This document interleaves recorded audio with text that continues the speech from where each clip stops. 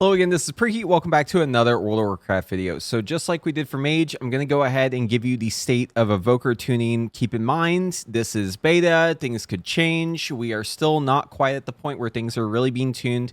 And even, honestly, when the War Within comes out, there's still a pretty high chance that we will still see tuning in Heroic Week, and also in Mythic Week, and also the weeks to follow. So none of this information is set in stone. This will all probably change at some point. And by the time you're watching this video, it might already have changed. But I'm going to give you a kind of snapshot of where we're at right now today.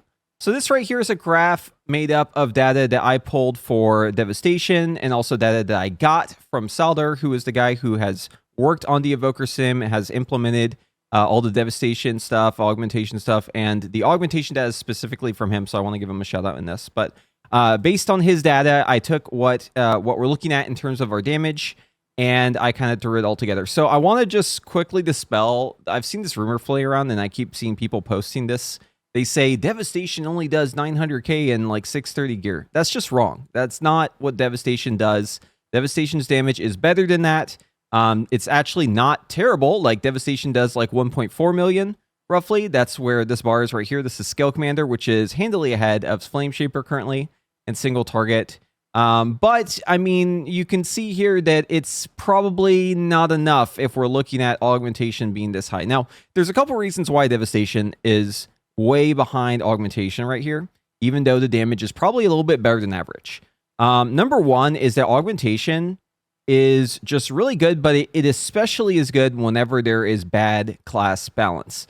Whenever there's one class or like a couple classes that are like way far ahead of everyone else in terms of their damage, Augmentation is at an advantage too, because it can just buff only those amazing targets the whole fight, and then it's going to have a lot more damage. So Augmentation has kind of like this toxic relationship with class balancing since it's a force multiplier. You are hoping as an Augmentation Evoker that the game is super imbalanced and that there's just like one class is just doing infinitely more damage than everyone else, and you just want to buff that guy, right? So I talked in my previous video about Mage. I was talking about Sun Fury Arcane and how the tuning on it's very high. And obviously Sun Fury tuning is very strong. There's other classes that may be just as strong, but one class that's actually stronger is Augmentation Evoker under certain conditions, right? So the estimate here I have for Augmentation is 1.6 million as Chrono Warden, and then as Scale Commander I have it at 1.5. The reason why Scale Commander is down, by the way, is because they changed bombardments. Bombardments, they now do a lot more damage. It's actually helping Devastation quite a bit, the bombardment damage change, but the buff is shorter. And Augmentation has way less empowers that it does because it doesn't have causality. So because Augmentation isn't able to keep the buff up the whole time, it is going to fall behind whenever it comes to Scale Commander, but it's not a huge margin, as you can see. And keep in mind, I did write out here, damage depends on buff targets. Estimate is at 1.5 million plus or minus 250k. Obviously, this is going to swing depending on whoever you're buffing. So I just want to be clear that like not every Augmentation Evoker is going to have insane damage. It's only the ones who have good buff targets and also have those buff targets actually doing good damage. Pretty obvious, right? It's a support class, so it relies on its minions to do its damage.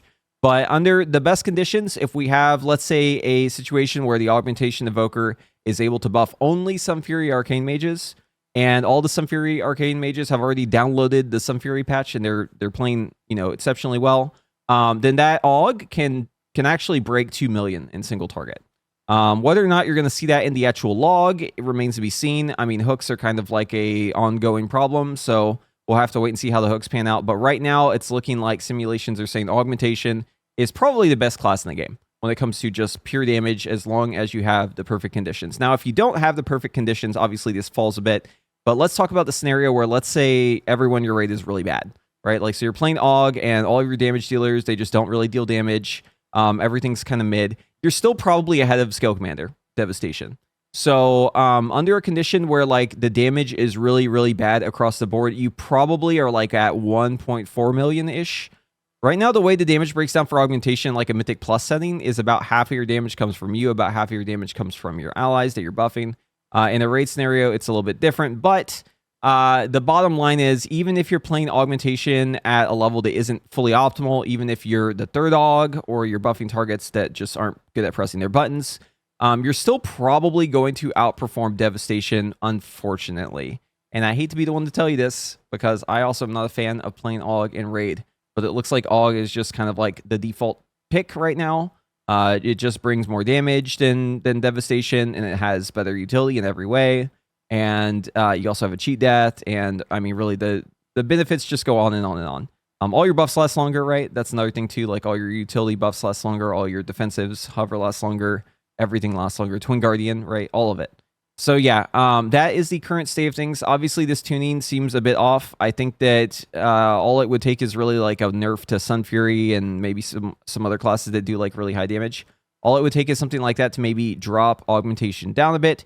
But even if you nerf the classes that are really, really good AUG targets, it's still probably going to outperform Devastation, or at least be tied with Devastation, right? So like that's where the floor is like basically where Dev damage currently is. Now, that's not to say that Dev is bad. Again, like Dev damage is actually pretty good. Dev damage is actually probably above average, right? 1.4 million. That's pretty good. But Flame Shaper damage is very low.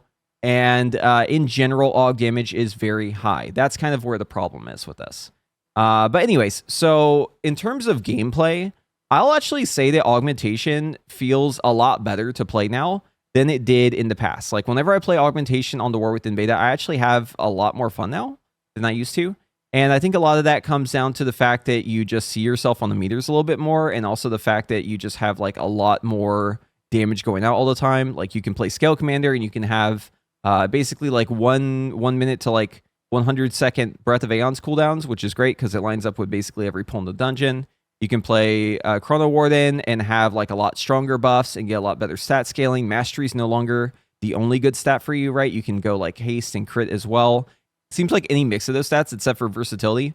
If you just have like haste, crit, and mastery, just like a good amount of all three, Augmentation does pretty good damage. So like I actually don't mind playing Augmentation nearly as much as I did in the past. It also helps that you have a new talent that allows you to have a further range as well that you can run in raid. But yeah, there's a lot of reasons why AUG is feeling pretty nice in the War Within. But the bottom line is Augmentation doesn't show up on details, and there's just part of my brain that just can't evolve from Monkey, and I have to see myself on the meters to feel like I'm doing good. So like even if I'm checking the log and I see that I'm doing more damage than everyone else, it's not going to really have the same feeling. So for me, I just can't shake that, and that's why I just don't really like playing AUG, amongst other reasons. But I'd say that it's improved a lot since the War Within. So if you're open to playing AUG already, I think Evoker is a great pick for you. If you're like me and you are just like not into AUG at all, you may want to try it again just to see if you maybe like it in the War Within. And if you're just like a purist, if you say absolutely not, I'm only playing Devastation, I don't know if Evoker is the best pick for you if you care about your performance, because you're probably going to be stuck playing the worst spec. And also, it's going to be probably a little less preferred because people are going to know AUG does a lot of damage. So it's going to be harder for you to convince people who also care about their performance to bring you to the group. But if that doesn't matter, then, you know, more power to you, right? But yeah, that's pretty much the current state of things for Evoker. In AoE, you actually have a lot of great stuff going on as well. Like Devastation feels pretty good in AoE. Augmentation feels even better in AoE. So just for reference, the sim for Devastation that I ran that came up with this number, this is the sim right here. So as you can see, Deep Breath does a lot of damage. This is single target, and we are still pressing Deep Breath pretty much on cooldown. And it's going to be one of our hardest hitting spells. This is mainly due to maneuverability, giving it an additional 600% modifier on it. Very good. But also bombardments, a ton of our damage, right? The change they made last second to bombardments is really carrying Devastation right now. It's making it do a lot more damage. But if you want to see the actual talent build that this is going, this is what the Evoker is running in terms of talents for single target right here on your screen now. So as you can see, we are going into Engulfing Blaze through Power Nexus. We're not picking up Eternity Span here. And then down at the bottom of the tree, we are picking up Onyx Legacy. And then the other node that we picked up is Lay Waste. Yes, Lay Waste and single target. You heard it here. So this is going to be the build for Scale Commander. The only other thing I want to mention here is that Extended Battle is a very, very good talent. It seems like Diverted Power does barely anything. There was recently a change to Bombardments 2 that came with the decreased duration, increased potency of the buff, where basically if you do 2 Empowered Mass Disintegrates in a row, and then you apply 2 bombardment buffs, it's actually going to just keep stacking up the buff. So it used to be that it would just override the bombardment buff, but now that buff is going to add duration to it. So you can just keep stacking it up and up and up and up. And because of this, Skill Commander Devastation ends up having basically full uptime on bombardments, and that's really what's carrying the spec in terms of damage. Another thing to note is if you were swapping to AoE, obviously you'd want to put points into volatility, but another thing you're going to want to do is change Eye of Infinity over to Event Horizon. This talent is actually within a pretty slim margin in single target. We're talking like 0.5, 0.6%, but in AoE, Event Horizon is going to be the way to go. For Flame Shaper talents, we're looking at something like this. So we've got Expanded Lungs. We already talked about this previously, but this just makes Fire Breath do a lot more damage because of how the duration of Fire Breath is tied to the damage it deals, and also Engulf obviously gives us a bonus here too. On the spec talents, we end up picking up basically the same talents that we have right now, with the exception of having Honed Aggression and also Fallen Magic. Fallen Magic ends up beating out Honed Aggression just slightly for Flame Shaper because it's able to keep its Fire Breath up even if it maxes it out. But I will say that this talent build instead, if we were to move this talent point from Fallen Magic over to Honed Aggression, is going to be basically the same. And obviously, if there's ever two targets, then you'd want to pick up Eternity Span instead. This is going to give you a lot more mileage. But the difference between Honed Aggression and Font, very, very minimal. You can definitely swing this point pretty much wherever else you want, and you're not going to really lose anything for it. So anyways, that's going to be your update for Evoker when it comes to the current tuning and which spec is looking like the best. I've been getting this question a lot, so I wanted to just give you an answer, even though I think it's pretty much guaranteed that this is going to change because, again, augmentation depends on other class tuning, so all it would take is one change to any of those classes that we would want to buff to make augmentation less desirable. But as of right now, augmentation is just up in the sky and it cannot be stopped. So if somehow in some universe the tuning stayed the way that it is today, which you won't, but let's say it did, right? You could totally end up with a comp like this, where you have literally half the group as Sun Fury mages, you have only the required buffs that are needed for the mages, and then you're bringing more than 2 augmentation evokers because you just have such great targets. Here's another version of it where basically we have one less arcane mage, but we brought in 1 additional augmentation evoker. These 2 would have these 4, and then these 2 would have these 4, and then there's one who's maybe not getting buffs. You could totally do something like this too. Again, this is not realistic. Don't prepare for this comp. This is just a meme, but it could work. It's probably the highest damage group that you could possibly have right now, and you could just skip out on all the melee buffs because who cares? It'd only be the tanks who would get affected by those anyways. But yeah, anyways, that is going to be it for today. So I hope you enjoyed this little recap on the current tuning for Evoker, and I hope this informs your decisions, but obviously don't put too much emphasis on it because, again, things will change. I've said this like twice already, but I'm just going to say the 4th time, things will change. Okay? So if you like this video, be sure to give it a thumbs up, and if you want to see more of my content, be sure to subscribe to the channel and ring that notification bell, and hopefully I'll see you in the next one.